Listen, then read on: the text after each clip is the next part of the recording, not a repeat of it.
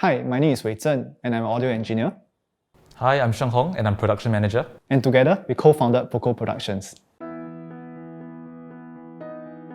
I studied at NUS and I did two majors. One is in mechanical engineering and one is in recording arts and science, which is the same program as Zheng here.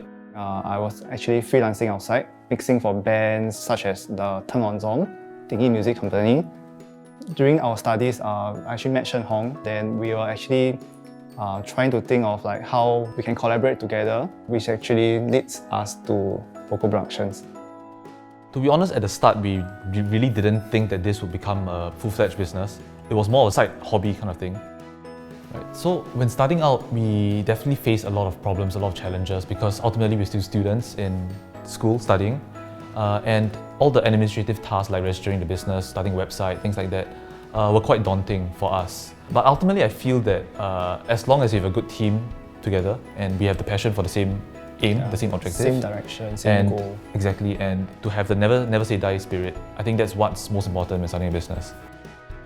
So our goal when doing digital productions is to really try and transit the entire arts industry in Singapore to a digital platform so that we can have more awareness of local artists, local musicians, local arts practitioners internationally. A day for me will basically be planning for the shoot requirements for that day, like preparing the microphones needed, the equipments needed, because we do a lot of location shoots. And during the production phase, then we will be setting up how are we going to record these instruments, like for example a violin, how are we going to place a mic. So for myself, I focus more on the video aspect, the visuals.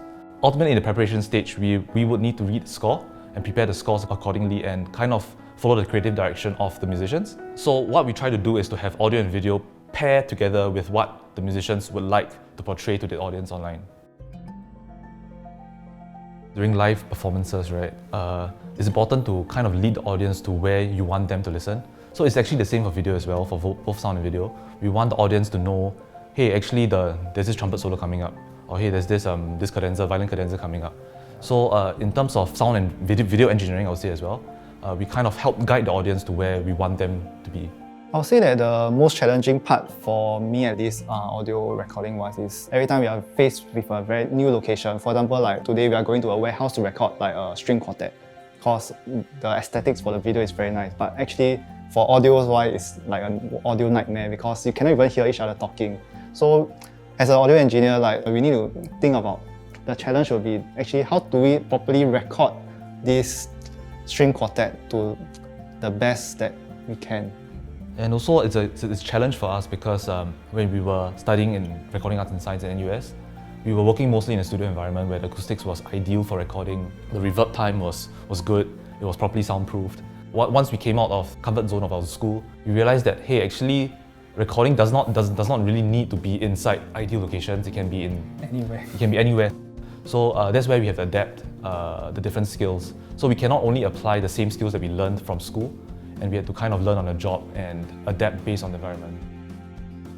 So my advice to those who are actually intending to pursue audio engineering in the future is actually to listen to a wider range of music. It's just because that in the music genre, there's so many distinctive characteristics that makes up the genre. So for example, like a pop song, the main vocals actually is like the star of the genre most of the time. And as compared to like a rock genre where the distinctive part is the guitars, the power chords, the kick drum, the snare sound of it. It's just these kind of small details that actually mix up the genre, I would say. There are so many different freelance positions available out there. It can be in terms of audio engineer, or just as a stage crew and things like that, a producer of the show. So there are so many opportunities out there that you can take, and that you just have to get the leap of faith and take up one of these roles, try out different roles, and to see whether you really enjoy what you do. And if you do, yeah, this can definitely be a viable career path and an option going forwards. The industry is very, very open to freelancers, and you can still contribute to this ever-growing ecosystem.